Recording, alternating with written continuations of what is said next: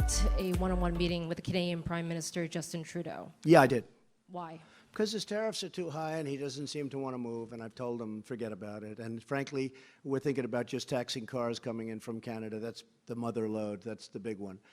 We're very unhappy with the negotiations and the negotiating style of Canada.